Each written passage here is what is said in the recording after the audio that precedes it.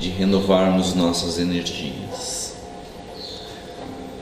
Vamos elevar os pensamentos, procurar lembrar somente da presença de Jesus em nossas vidas, agradecer a Ele por estas oportunidades que temos de nos refazer e pedir que esteja sempre presente ao nosso lado, através dos amigos espirituais, envolvendo-nos em vibrações de amor, de harmonia, de paz, a fim de que nossas mentes estejam serenas e abertas aos ensinamentos que vamos receber hoje.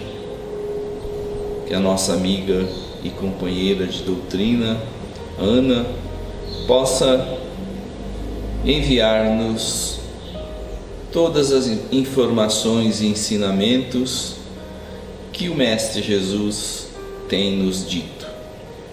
Que através dela possamos compreender todas as suas lições. Pedimos-te, Senhor, as bênçãos para ela e para todos nós aqui presentes. Hoje, então, quem vai nos brindar com suas lições é a Ana, que frequenta a Casa do Pão. Seja bem-vinda. Bom dia. Tudo bem com vocês? Um domingo gostoso, né? Todo domingo é ótimo, né? Na verdade, todo dia, não é? Minha filha fala que, mãe, você é otimista, né, mãe? Eu disse assim, ainda bem que você percebeu, né? Eu falo, senão tava mal, né, Fátima? Se ela dissesse pra mim, mãe, como você? Não, mãe, você tá sempre, né? É uma opção que a gente tem na vida, né? Eu falo, você vai ver a vida de um jeito ou de outro. Então, ainda bem que nessa aqui eu despertei mais cedo para ver o lado bom. Hoje eu trouxe aqui um tema, vou falar de Jesus. Vê como é importante ter um professor, alguém que direciona. Eu aprendi com o Zé Antônio, né?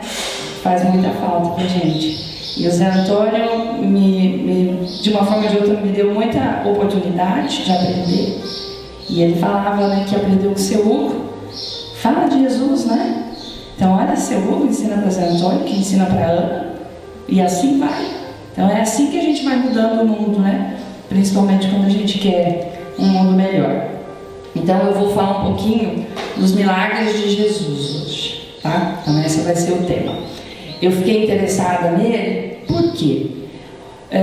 Nesses tempos de pandemia, de doenças, na verdade a gente sempre enfrentou. Ontem eu estava lendo sobre as pandemias que vieram, por exemplo, da varíola. Então, assim, nós temos isso na humanidade, a gente não é exclusivo, tá? A gente às vezes acha que a gente está passando o pior momento do mundo, da humanidade. A minha avó, quando veio de navio, depois da Primeira Guerra, teve que fugir de lá, perdeu a irmã no navio e aquela coisa toda que eles perdiam. Eu acho que para ela foi um pouco mais difícil aquela gripe espanhola, né? Sem comida, morando num lugar que não falava nem a língua. Eu não posso dizer que eu estou pior que ela, num mundo pior. Pode ser num mundo, talvez, que precise ainda de muitas coisas. Mas se eu acredito na lei do progresso, o mundo de lá para cá também teve a sua melhora, né? E aí eu fui pensar nos milagres de Jesus. O quanto hoje a gente queria, não queria um milagre? Todo mundo aqui queria um milagre. O milagre da cura, normalmente, é o que a gente pede. O milagre daquele emprego que vai te transformar sua vida material. O milagre de um casamento perfeito. Tudo que a gente queria de milagre, a gente vai pensar que Jesus podia dar pra gente. Por que ele não dá, né? Olha que beleza. Seria tão mais fácil a vida. E às vezes a gente quer, né, muito aquilo, a gente ora por aquilo, e às vezes aquilo não acontece, e a gente aprendeu dentro da doutrina que é justamente por quê? Porque a gente precisa aprender por algumas situações que a gente acha que é insuportável, mas pela misericórdia divina, elas são sim suportáveis. Uma vez eu escutei de uma amiga psicóloga, e eu levei isso para a vida.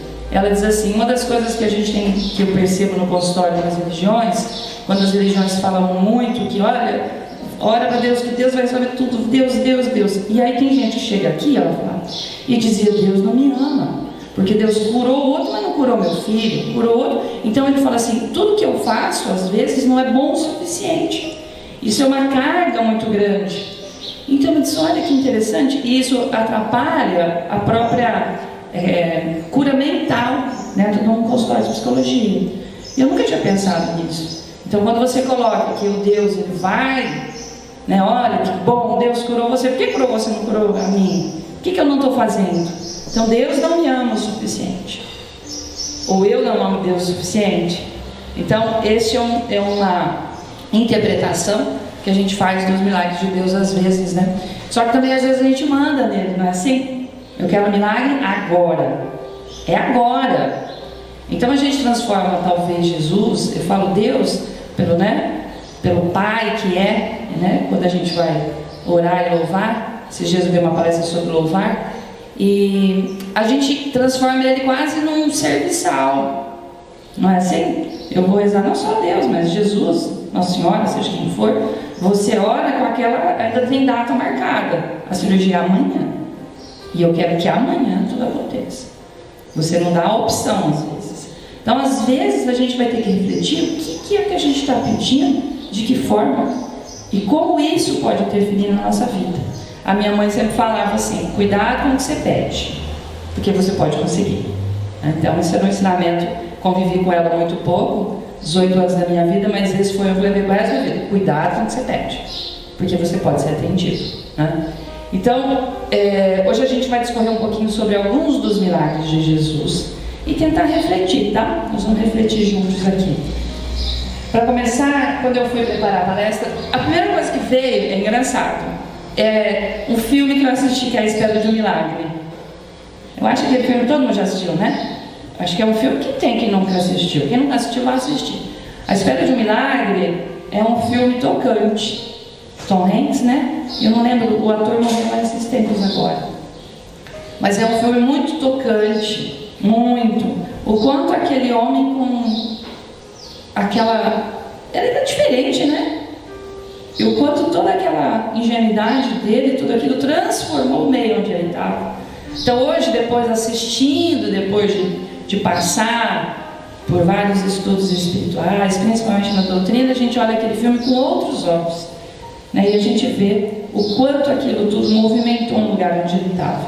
Então quem não assistiu, vale a pena assistir. Tem vários filmes hoje que a gente pode escolher.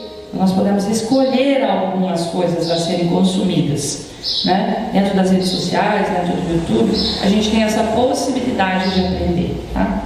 Então vamos lá. Como professora, eu tive que buscar o que é milagre, né? Não tem como não. Ato ou acontecimento fora do comum, inexplicável pelas leis naturais, milagres da Virgem. Então a gente tem pelo mundo inteiro várias cidades, Guadalupe, Fátima, né? Então a gente tem Nossa Senhora Aparecida. Então a gente tem várias cidades, vários países que dedicam muito isso e aos milagres. Então eles têm essa questão. Acontecimento formidável, estupendo, milagres da medicina. Nós estamos aí numa era da medicina que ela avançou muito. Eu considero a vacina um milagre, por exemplo, se a gente for ver, né, em tão pouco tempo. Não é a perfeita, mas é o que deu para fazer. Eles podiam ter falado assim, não, vamos esperar. Não, nós vamos ter que fazer o que dá. E eu falo assim, talvez este seja uma forcinha aí que Deus deu para a gente, né? Religião, qualquer indicação da participação divina na vida humana. Então na religião a gente usa muito a expressão milagre. E indício dessa participação que se revela especialmente por uma alteração súbita e fora do comum das leis da natureza. Aqui eu comecei a pensar. Então quando eu vou preparar a palestra, eu preciso procurar, né? Se eu for falar de milagre, eu tenho que entender o que significa milagre para todas as pessoas dentro de um conceito de língua. Porque a gente fala português, e dentro de português a gente tem lá as descrições das palavras que a gente usa. Pode parecer bobeira, mas você sabia que o cérebro da gente funciona muito pela linguagem que a gente trabalha.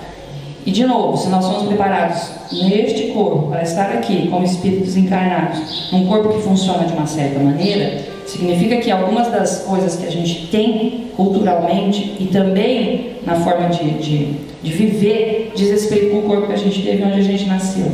Vocês têm uma ideia como é que funciona?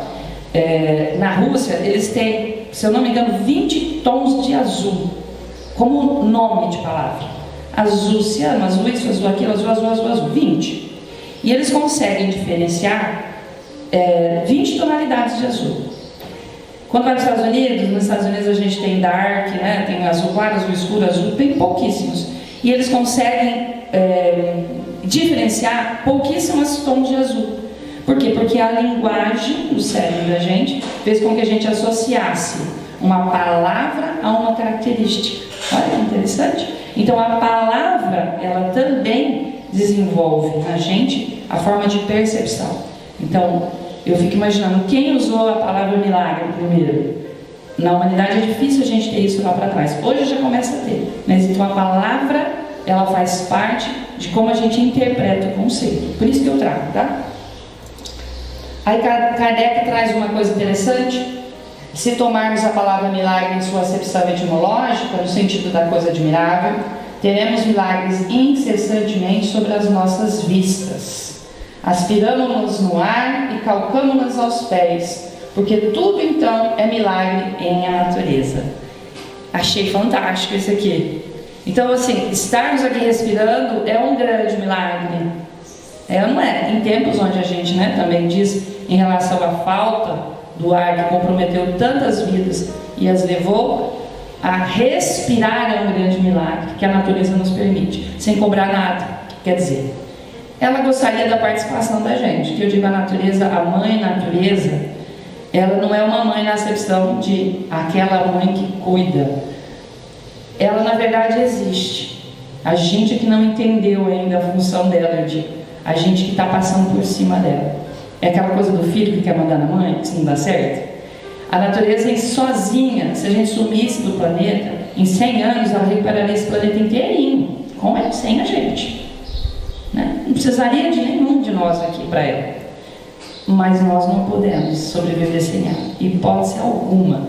Então a dependência é nossa.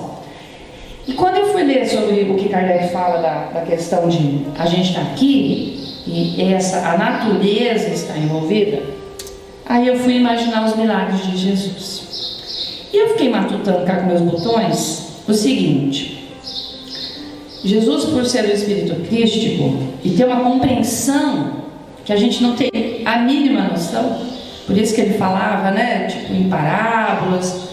Ele dizia, não dá para revelar tudo agora, porque a nossa compreensão ainda era muito limitada. E eu imagino que quando Cristo vem para poder estar entre nós, ele vem com uma compreensão das leis da natureza que a gente não tem noção. A gente não tem noção de como Cristo entendia de todas as leis que regem a natureza, de todas as energias que nós estamos envolvidos. E ele vem com essa possibilidade, por ser um espírito elevadíssimo, de poder, junto com a natureza, trabalhar em prol de todos nós. Então eu fiquei imaginando, todos esses milagres estavam envolvidos as energias que ele tinha e que ele conseguia extrair de uma forma ou de outra, junto com a natureza. A partir desse pressuposto, tá, gente? Pensando o quanto ele conseguiria entender. Por que eu falo isso?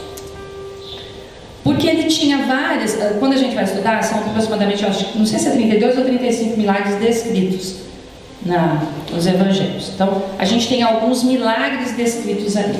E quando a gente vai estudar, ele é separado assim: milagres da natureza, milagres de cura, milagres... Tem vários assim.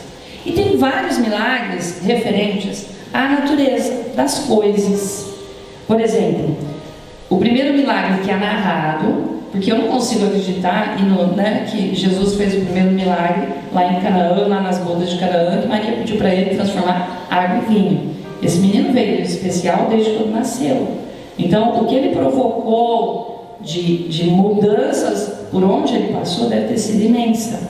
Mas narradas, a gente vai começar com essa aqui, que é as bodas de Canaã, onde a mãe pede para ele transformar água em vinho. Ou seja, é um milagre da natureza. Ele tem essa possibilidade. Lembra que até ele dizia assim: nossa, mas você deixou o vinho bom por último? né? A pessoa que organizava a festa foi falar para o noivo: onde você escondeu isso aqui? Onde estava escondido isso? Então Jesus tinha ali vários sinais que ele ia dando de como ele conseguiria materializar a partir de uma matéria. E ao mesmo tempo eu fico pensando, hoje a gente não consegue entender. Eu sou professora de química e eu falo ciência de materiais. Na ciência de materiais, a primeira coisa que eu falo com meus alunos na primeira dia de aula, eu digo: tudo que eu disser hoje, talvez daqui a 20 anos não tenha mais validade. Então, quando eu digo assim, um cristal depois de quebrado não tem mais jeito, ele já descobriu que tem um tipo de cristal que se regenera. Ué, mas não podia? Não, pelas leis que a gente entende hoje não poderia, mas ele se regenera.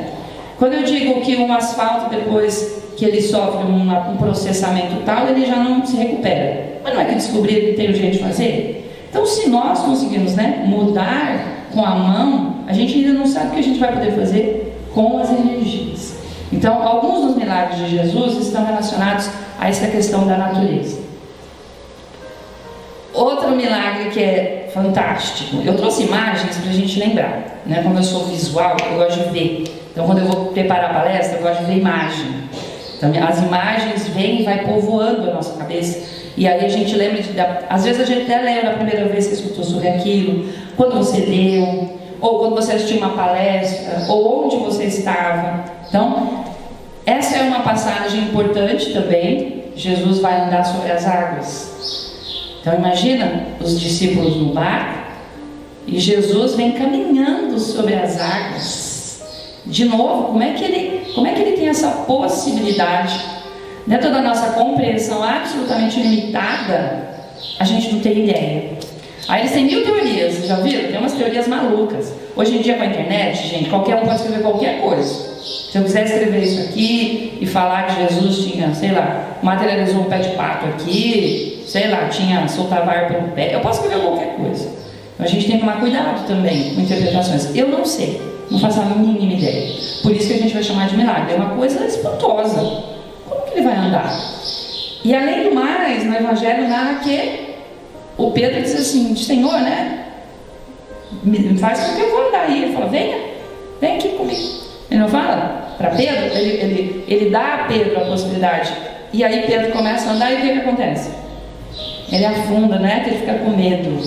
E dentro dessa passagem dá para fazer uma palestra sobre o significado disso. Outra coisa que eu também penso nos milagres, eu falo gente, porque é uma interpretação que eu não tenho conhecimento bíblico suficiente para dizer é isso, mas é a forma como a gente leva para a vida. Eu acho que a Bíblia, assim como vários livros importantes da humanidade, ele tem ensinamentos que a gente vai interiorizar, e mais importante do que isso é colocar em prática. Então cada um tem uma certa interpretação.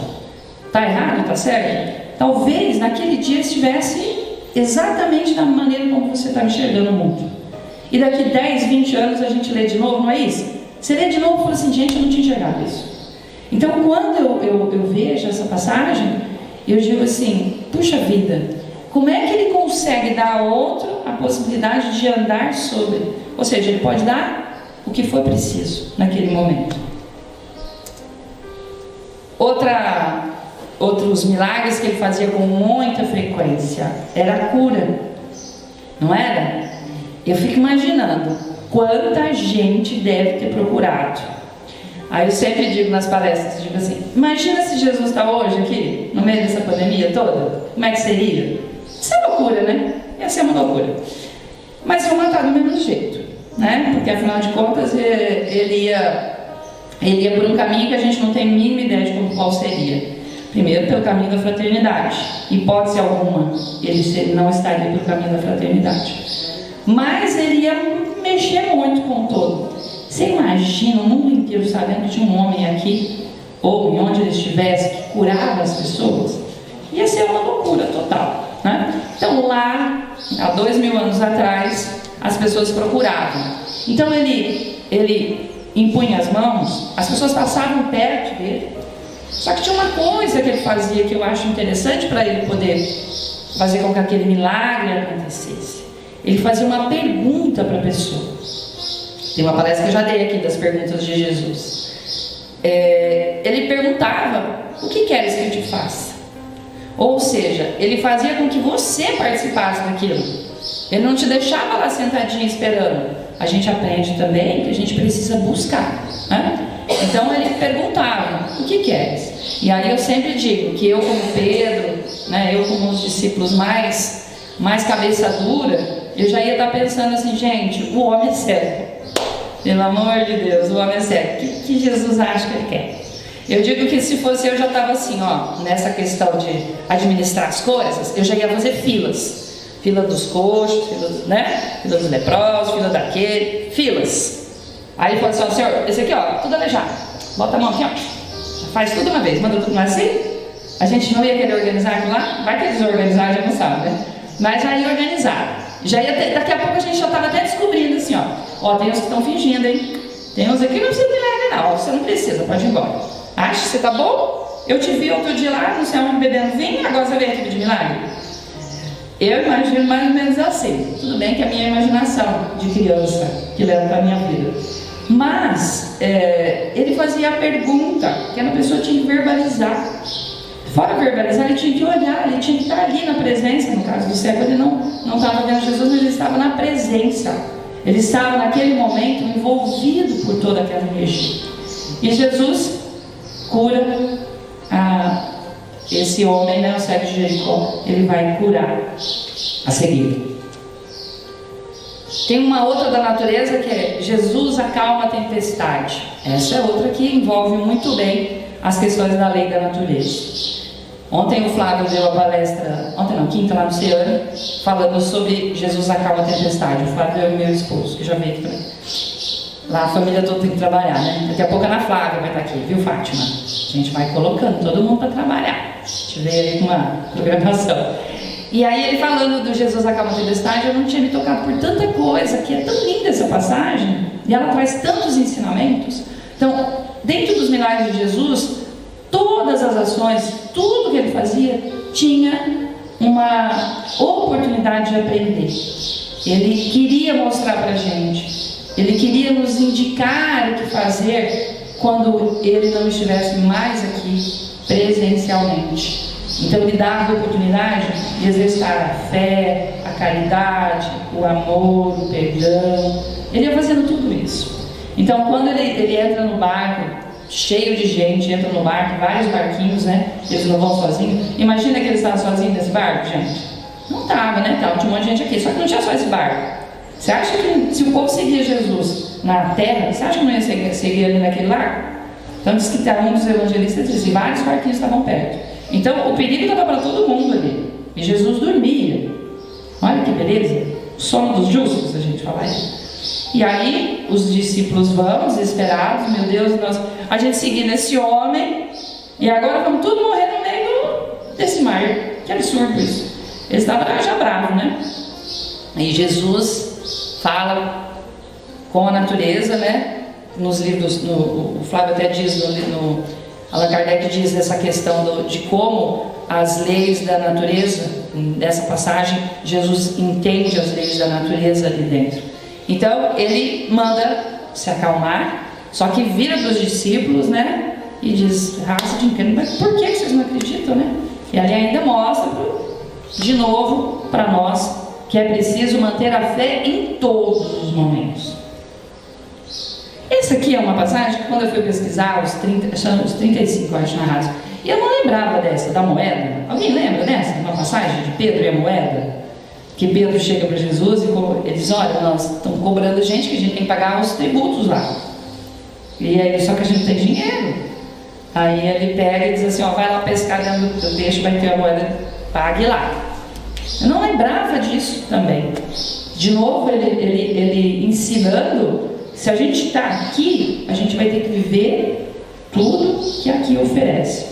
Os nossos impostos, nosso trabalho, seja uma participação privada, pública, né? Eu tenho como exemplo também bastante o próprio Chico Xavier, que foi um funcionário do Ministério da Agricultura que nunca faltou, né?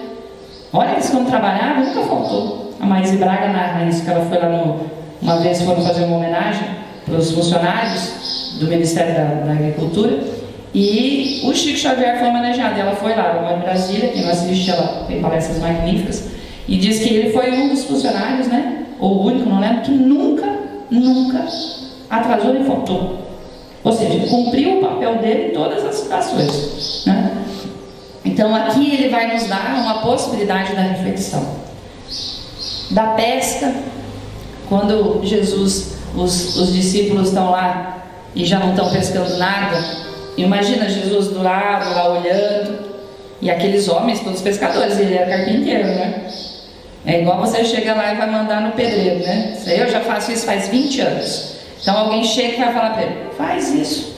Então imagina Jesus chegou lá e diz assim, joga a rede ali. Aí ele falou assim, nós já jogamos. Filha, você não está entendendo? A gente vive disso. A gente conhece cada palminho daqui, eles estão mandando jogar ali. Outro veio lá da Galileia para cá agora, vai querer me ensinar a pescar. Ou você acha que não passou na cabeça deles? Na minha passaria. E aí eles vão e pescam e vem uma quantidade. Eu fico imaginando o quanto eles ficaram maravilhados com aquilo. Se fosse agora, a gente ia pensar, né? Nossa, já pensou se esse homem me manda jogar peixe a rede todo dia? Eu vou largar de seguir ele. Se ele vai aqui, eu vou colocar ele nesse barco e todo dia ele vai mandar eu pescar, eu vou ficar rico. Aproveitar ali. Então, aqui é um milagre da natureza. As curas, aqui várias curas de cego, a filha de Jairo, a gente tem também, né? Aqui tem alguns outros lances interessantes aqui, a filha de Jairo de novo. Essa segunda imagem, que eu gosto muito naquela Bíblia do Caminho, não, como é que é aquele que tem os vídeos no YouTube? Vídeos da Bíblia, né? E tem, eu acho tão bonito, as encenações ali, e aí tem, né, várias encenações bonitinhas. Então, como é que vai descer, né? Eu fico imaginando, como é que vai descer no meio do telhado, abre o telhado, desce uma maca com alguém ali doente, ou seja, toda aquela família, todas aquelas pessoas se esforçaram para aquele milagre acontecer. Então eles não conseguiam entrar pela porta, foram por cima, baixaram lá o doente para que eles pudessem levá-lo próximo a Jesus para que Jesus fizesse. Então o esforço de quem está do lado aí é importante também, né? Podia ter deixado ele lá na casa dele, né? Às vezes a gente vê isso nos milagres. Aquele centurião romano lá que vai lá e pede para Jesus, cura lá o meu servo. Aí ele diz assim, vamos lá até a sua casa. Não, você não precisa ir lá na minha casa, que eu sou general, se eu mando os meus soldados fazerem, eles fazem. Se você disser para ele, para que ele seja curado, não precisa ir lá. E Jesus diz, mas que coisa, aqui em Jerusalém nunca vi alguém com tanta fé como esse romano. Assim? Então, nesse caso aqui, eles levaram. Então eu preciso que a família toda se mobilize. E quantas vezes nós nos mobilizamos quando tem alguém doente em casa, não é isso?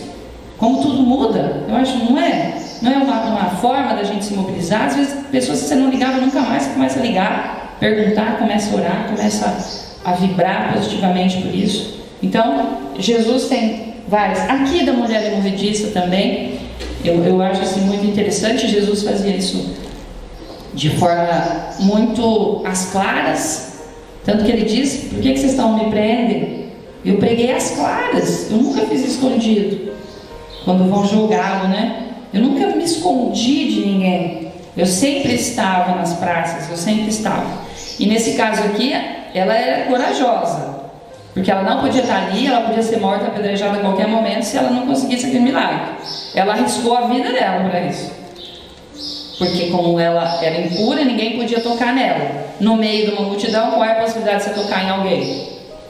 100%. Alguém tocou nela, com certeza. Então, e Jesus, para dar mais uma, né? Ele podia ter feito um milagre, tocado o barco. Quantos devem ter sido curados, né? E a gente não sabe, né? Ele não tem essa narrativa. Mas aí ele fala, quem me tocou? Aí ela diz assim, corajosa ela. Será que a gente teria essa coragem? Fui eu. E aí ele vai e conversa com ela e mostra para todo mundo. Gente, essa mulher, antes e depois do milagre, continua sendo a mulher. Não é porque eu fiz o milagre, mas ela estava aqui no meio da gente. Por que isso? A multiplicação dos pães. Aqui é interessante que nessa palestra ele dizia assim, no milagre da multiplicação dos pães tem duas situações, né, de milagres narradas nos evangelhos. E aí ele diz o seguinte: quando Jesus chega, tem aquela multidão, ele vai atender a multidão. Lá pelas tantas, tarde, no meio de um vale que tinha, os discípulos chegam para ele e dizem para ele o quê? Senhor, já é tarde, nós não temos comida para esse povo, eles vão ficar aqui, é melhor você mandar aí todo mundo para casa, vai comer, porque aqui vai ficar ruim. Daqui a pouco não vai ter comida, vai ser tarde, vai chegar à noite. E Jesus, antes de fazer o milagre, ele fala o quê? Dá-lhe vocês mesmos de comer. Ou seja, tem uma saída. Aí eles dizem, nós, né? Ele diz, bom, ali está o quê? A caridade. Então, de novo, ele vai dizer, dá-lhe vocês mesmos de comer. E aí, a partir disso, a gente sabe o milagre da multiplicação dos pães. Aí tem 1000 teorias, né, de que cada um tinha levado um pouco e reparte, não importa. A materialização que Jesus já provou que fazia em tantas situações, não seria aquela que ele não faria ali. Ele faria também esse milagre. Mas antes de fazer o milagre, ele já deixou a deixa pra gente. Ele já deixa a dica: dai vocês mesmos de comer. Ou seja, existe essa possibilidade. Você já pensou nisso? E às vezes na vida da gente não é assim. A gente quer o milagre e lá pelas tantas parece que vem, parece não, né? O nosso mentor, se a gente não estiver desesperado e der tempo para ele conversar com a gente, não sair dessa vibração terrível que às vezes a gente se coloca. De novo, não é o mundo que me coloca nessa vibração. Eu não consigo entender assim. Eu me coloquei nessa situação, né? Eu faço parte dessa humanidade toda, mas estar ali, assistindo aquilo, fazendo isso, é uma opção minha. Se eu acredito que tem um livre-arbítrio, fui eu que me coloquei naquela situação de passar o dia inteiro olhando coisas ou fazendo coisas que não fazem bem para mim. Então eu não consigo imaginar, é o mundo que me fez isso. Não, fui eu que quis participar assim do mundo. Então, é uma opção que a gente vai ter. Então, nós temos a opção de onde é que a gente quer estar. E quando a gente faz a opção de eu vou estar em sintonia, e às vezes lá pelas tantas a gente quase que ouve, né? Vocês não têm essa sensação? De alguém dizer assim para você: liga para fulano, faz isso, faz aquilo. E você fala assim: nossa, eu não tinha pensado nisso. Como que eu não tinha pensado nisso? Ou às vezes a gente dorme, né? E no outro dia a gente acorda. Como é que a gente acorda? Com a ideia pronta na cabeça? Uma ideia que, puxa vida, não tinha pensado nisso ontem. E aí a situação se resolve. No mundo espiritual eles dizem que às vezes, e no próprio suicídio mesmo, às vezes a solução está a dias de você. Estava ali, tão pertinho, que você não esperou, né? Então está ali. Às vezes está no quarto do lado. No caso dos jovens, né? Era só ele ter essa possibilidade de conversar com alguém. Então, a gente pode, para participar desse milagre, a gente precisa fazer a escolha de participar dele, né? E aí, vocês lembram de mais milagres? Tem mais? Lembram de algum que eu não narrei aqui? São 30 e tantos, né? Então deve ter um, né? Vocês vão lembrar. Então, fica aí, o professor sempre deixa a tarefa, né? Não vou acabar, daqui a pouco mais 10 minutinhos? Tá? Já acabo aqui. Fica aí a tarefa. A tarefa é, dá uma olhadinha nos milagres, né? Quais milagres você já viram? E para terminar, eu gostaria de dizer que a gente tem outros milagres que a gente não percebeu. E o maior deles para mim é Jesus estava aqui, ele veio. Você quer milagre maior? Se é uma coisa, né? Um espírito de altíssima envergadura está caminhando no meio da gente. Ele caminhou, ele nasceu aqui. A gente teve Natal há menos de um mês, comemorando e relembrando isso. Ele veio e nasceu entre a gente. Ele nasceu de uma família. Ele é pai e mãe. Ele nasceu aqui para mostrar para a gente que isso é uma grande jornada. Ele cresce em sabedoria. Eu imagino esse menino conversando, como é que seria? Então ele vai crescer e ele vai aprender. Ele aprende a profissão do pai. Então ele está ali aprendendo uma profissão junto com o pai. E ele vai cumprir a missão dele. Para mim, essa vinda de Cristo é um grande, grande milagre, no sentido de como a natureza nos presenteia com tudo isso e ela se junta para que a gente lembrasse mais de 2000 anos depois.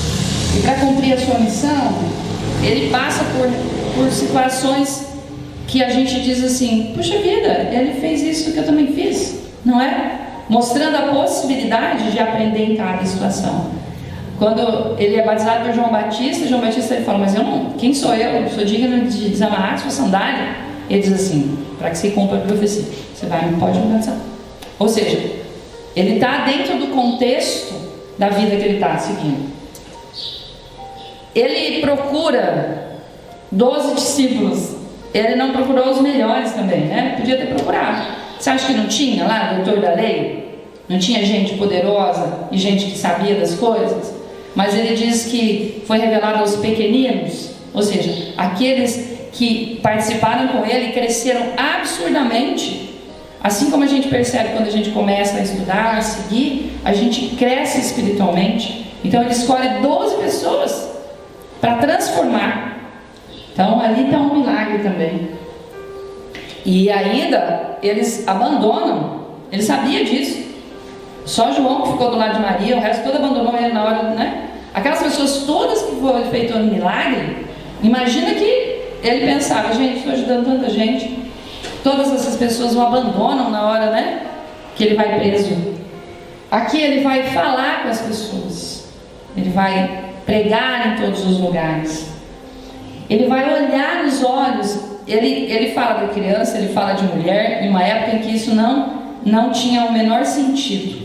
As crianças passam a ter significado na nossa sociedade no final do século XIX, gente. No final do século XIX, né? Até então, as crianças eram utilizadas como mercadoria. Tem filho para trabalhar, se morrem os pais, eles ficam órfãos e jogam lá na rua, eles se virem. Não tinha nenhum sentido de vida. Então, mais de 2000 anos, Jesus olhava para isso. As mulheres também, mesma coisa. Aqui no poço, né? Ainda ele tinha essa questão de quebrar todas as barreiras que tinham culturais à época, como os samaritanos. A mulher adúltera, ali a gente fala: mas que milagre ele fez, o milagre da transformação das pessoas. Será que quantas pessoas saíram dali diferentes e quantas saíram iguais? Aqui o consolo das mulheres, quando ele vai para Lázaro e as irmãs de Lázaro o procuram, ele chora, né? Ele sente as emoções e mostra para a gente. Quantas pessoas ele deve ter abraçado, e aquela energia toda. Hoje eu cheguei aqui e dei um abraço de Fátima. Imagina, Fátima, é um pouquinho do amor de Jesus que a gente vai trocando, né? Nesse abraço gostoso que a gente hoje em dia está dando menos, mas a gente, né, pode desfrutar disso. Ele prega nos templos, às claras, como eu disse. Ele se prepara para a última grande jornada que ele vai ter. Ele é julgado, né, de forma arbitrária e absurda, absolutamente absurdo, e ele deve olhar tudo aquilo. A Mais Braga, ela diz assim: se fosse eu naquela hora, eu falava: para tudo, eu sou o governador da terra, chega, já deu, já chega por aqui, né? E ele deixa que se cumpra tudo que é preciso para que a gente aprenda. Eu pulei a parte da crucificação, porque eu ainda olho aquela imagem, aquilo eu acho que é muito, né? Tipo, nossa, onde que eu estaria ali, né? Mas é uma imagem chocante. Eu lembro do Maurício, quando ele viu isso. Ele tinha 5 anos, estava numa igreja, ele viu, num casamento, e eu tive que sair e trocar de banco, porque ele ficava olhando para aquela imagem, ele ficava com aquilo. Ele falava: mãe, mas como fizeram isso? E ele ficava olhando, aquela imagem foi tão forte, né? E aí, e a gente às vezes tem essa imagem, né? Então eu prefiro imaginar aqui quando ele ressuscita, quando ele aparece, ou seja, ele surge para Maria Madalena, ele aparece no caminho para os caminheiros que estavam ali, ele vai aparecer para os discípulos, ou seja, ele vai dar todos os sinais de que eu continuo, né? Ele ficou um tempo aí.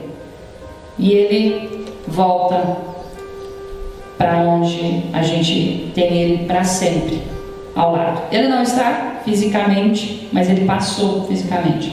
Então eu acho que esse é um grande milagre que a gente teve a oportunidade, a humanidade teve a oportunidade de vivenciar, de tê-lo aqui com a gente. Tudo que ele provocou à época, ele pôde fazer. E hoje, será que ele é capaz de fazer isso? Gente, ele faz isso todos os dias, não faz? Ele está provocando os milagres todos o tempo inteiro. Como a gente diz, a própria natureza que está aqui é um milagre, né? Se a gente pensar como ela funciona, não é incrível? De vez em quando a gente vai ver, quem gosta de planta aí? É incrível como uma planta se recupera de uma doença sozinha. Você fala, meu Deus, mas como é que é isso? Ou é incrível como um passarinho é capaz de construir uma casa no chão de barro, não é isso? É incrível como uma semente, ela é dotada de... Você já viu que tem uns tipos de semente que ela tem quase um helicóptero. Quando vem o vento, ela sai rodando para ir bem longe da copa da árvore. Quanto ela for mais longe, maior a possibilidade que ela tem de nascer novamente.